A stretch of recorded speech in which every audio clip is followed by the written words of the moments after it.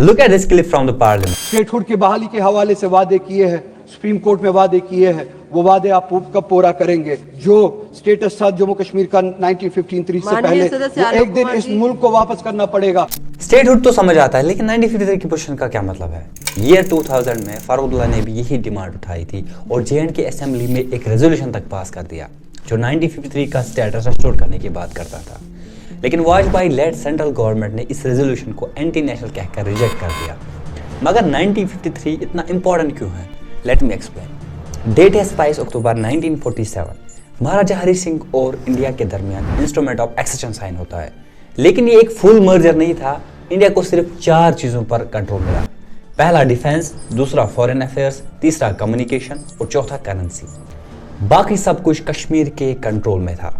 1948 में शेख अब्दुल्ला को prime minister of J&K बनाया जाता है। उसके बाद कुछ बड़े स्टेप्स लिए गए, जैसे कश्मीर की अपनी कॉन्स्टिट्यूएंट असेंबली बन जाती है जो अपना कॉन्स्टिट्यूशन खुद ड्राफ्ट करेगी।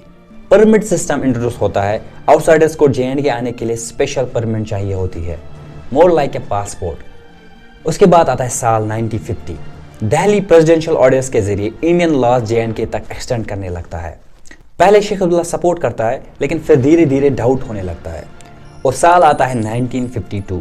शेख और नेहरू दिल्ली एग्रीमेंट साइन करते हैं, जिसमें यह तय पाया जाता है कि कश्मीर का अपना कॉन्स्टिट्यूशन और फ्लैग होगा। प्राइम मिनिस्टर और सदरी रियासत यानी कि प्रेसिडेंट स्टेट लेजिस्लेटर इलेक्ट करेगी।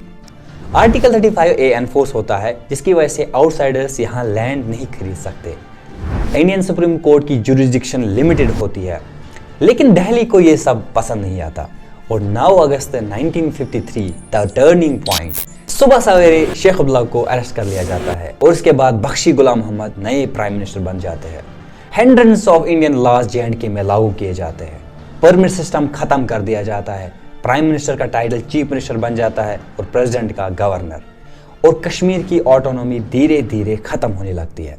इसलिए year 1953 is considered a watershed movement in Jammu Kashmir politics और इसको रेस्टोर करने की डिमांड अक्सर उठाई जाती है।